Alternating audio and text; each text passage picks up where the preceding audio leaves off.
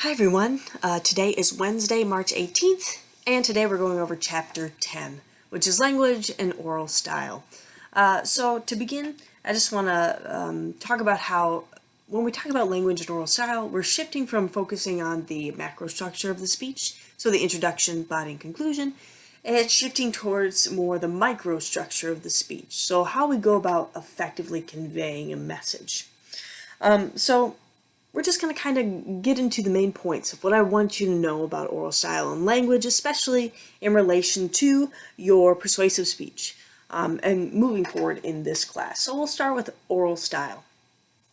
So oral style is the manner in which one conveys messages through spoken word. So it differs quite a bit, right, from written style and even everyday talk. And we've tapped into this before prior to this lecture when we're talking about achieving an effective conversational style, as if you're trying to convey your message to your audience, right? That's your focus in a conversational style that they can connect with. But it's important that you strike a balance between being, way too formal and way too casual, right? So we want to be able to exist in that middle ground where we're effectively conveying our message in a way that is professional, but not so professional and not too casual. We want to achieve that good conversational middle ground. So that's the oral style that we are seeking to achieve. It's extemporaneous, that we're seeking to achieve in our speeches. And there are 4 characteristics of oral styles and the way in which we do that.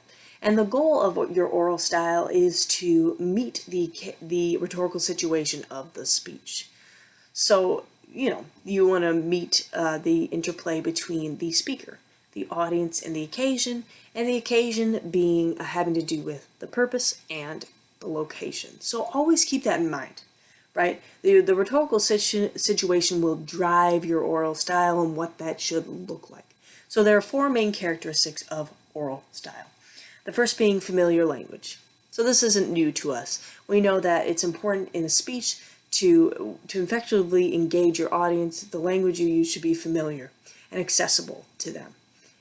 There shouldn't be too much jargon that is inaccessible, right? So if you're doing a persuasive speech that exists within the medical realm, you should avoid using too much terminology from that realm, especially if your audience, so me for your persuasive speech, doesn't know much about that realm or doesn't exist within that realm. So you'd want to be able to kind of decipher that jargon. Demonstrate, okay, here's what's being said in this realm for this issue, and this is what it means. So making it accessible. And then you have plural personal pronouns. So we language, we've talked about this. To create identification with your audience and to decrease the psychological distance between you as a speaker and your audience, which is called verbal immediacy, creating verbal immediacy. A great way to do that is through plural personal pronouns, so we language. So let's back up just a little. So the verbal immediacy, or the language that reduces psychological distance between the speaker and the audience, that's kind of the goal of language and oral style. You want to be able to connect with your audience and decrease that distance so that you can affect them in some way and influence them. So plural personal pronouns is one of the best ways to do that because you're fostering that identification, and you're pulling your audience in, demonstrating that they have agency to do something, right? We must do something. This affects all of us. We must do something about it. So that's really important. The next characteristic of a good oral style is descriptive words and phrases. We've talked about this too, right? Vivid language, using sensory language, what we can see, smell, hear, touch, taste, really bringing your audience into a certain context that they can be effectively persuaded within, right? So when it comes to delivery, especially within your persuasive speech, it's all about emoting, right? Emotive delivery, emotive presentation, getting your audience to feel something so that they will be in a position to do something, right? So your delivery within your persuasive speech should be very direct and geared towards getting your audience to feel a certain way. So keep that in mind. And then the final characteristic of a good oral style is how it promotes the clear macrostructural elements. So, luckily for us, in every speech that we have, and especially in this persuasive speech, we have already set up a clear structure that we're following: the causes, effects, and solutions. So you're well placed to be able to achieve that aspect, which is great.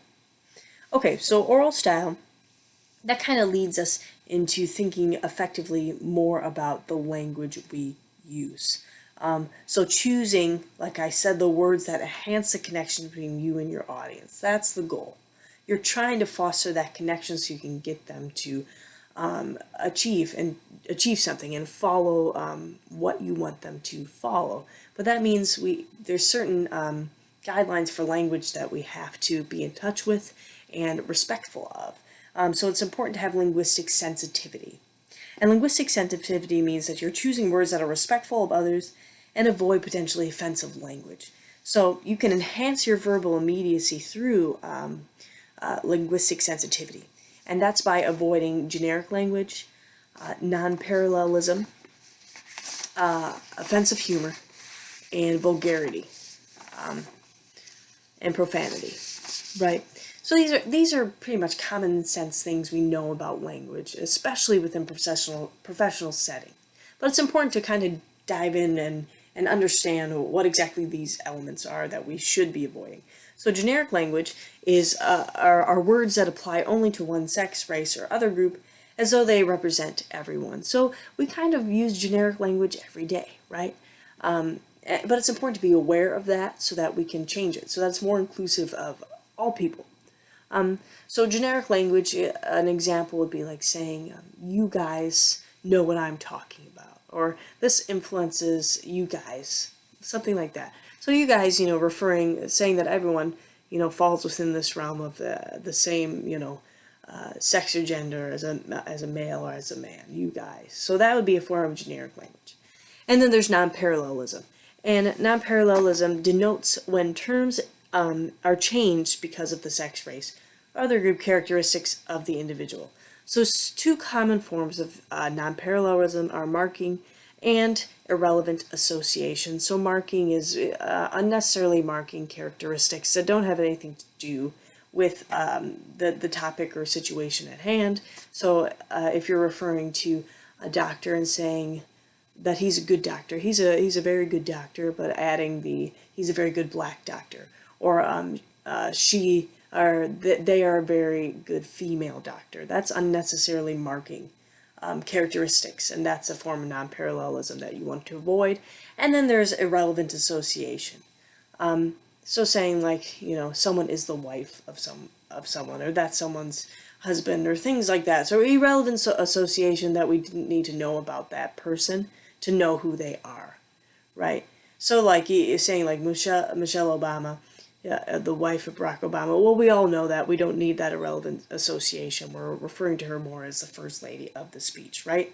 So it's important to keep that in mind when you are giving your speech. You want to avoid these certain things, just like offensive humor, or dirty jokes, or racist, sexist jokes, remarks that may not be intended to be offensive, but they are. So it's good to avoid that, and to avoid profanity and vulgarity, right? So it's good practice. Sometimes swear words slip out, but you want to avoid them in your persuasive speech, and typically all speeches, professional speeches, just because they typically negatively violate people's expectations for speech. So it's important to kind of avoid those. Okay, so moving forward, kind of towards the end of our lecture here.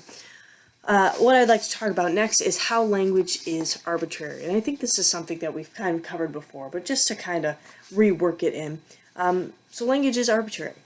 The words we use to represent things are arbitrary symbols. There is not necessarily any literal connection between a word and the thing it represents. For a word to have meaning, it must be recognized by both or all parties as standing for a particular object, idea, or feeling. Because language is abstract, two people might interpret the same word differently. New words are constantly being invented, and existing words abandoned and assigned new meaning. So the objects that we have in our lives, things, dogs, everything, animals, typically, the words are not inherent to that thing, right? We assign words and we attach words to people, things, and objects based on a shared understanding of what they are. So words are arbitrary, right? Nothing says that a chair is inherently a chair, that's the word, that is what it is. That's something that's a socially agreed upon convention that we have created as a social body, right? So that kind of leads us to talk about the distinction between denotation and connotation. So denotation is essentially the dictionary definition of things, right? Whereas connotation are the feelings, the negative feelings that we attach to certain things, or positive feelings, or neutral feelings that we attach to certain things. Oh, sorry, that is my cat walking on in. Anyway, so that's the difference between denotation and connotation, and kind of depending on which one we are referring to, depends on the context, right? So the position of a word or a sentence, so the position of a word in a sentence and a relationship to other words around it, right? So it's just important to realize when you are using certain words, to recognize what their meaning is in your speech, right? So that's just in general for the speech specifically, but also in general. That's a good distinction to be aware of. So a common example that I often think of are really any words in the Urban Dictionary, right? So like, for example, the term stan, right? So the dictionary definition, the denotation is a name that's typically reserved for men or males. But thanks to Eminem, woo woo, stan also could be like an extreme fan of someone who's just like over the top, a fan of a certain celebrity or rapper or whatever it may be. So that's an important distinction to remember. So anytime, like really the biggest takeaways with your language is that you just need to be very conscious of the language you're using to persuade, right? You want to make sure that your language is clear, vivid, appropriate, and that it's really geared towards achieving that purpose of your speech and getting your audience member, me, to do what you want me to do, influencing me to change my action and act in a certain way. So using specific language will help with that. And like we said, just kind of went over the appropriate, accurate, clear language. So that kind of wraps up our lecture for today about language and oral style, and I was just kind of hitting those main points that you need to be aware of. And a lot of these things we've already talked about in class, kind of over the course of the semester. So this is just kind of just a review for you. But if you have any questions, let me know. If you're looking over the PowerPoint and something doesn't make sense, just fill me in, and we can go from there. Other than that, I hope you all are well, and I hope you have a wonderful day.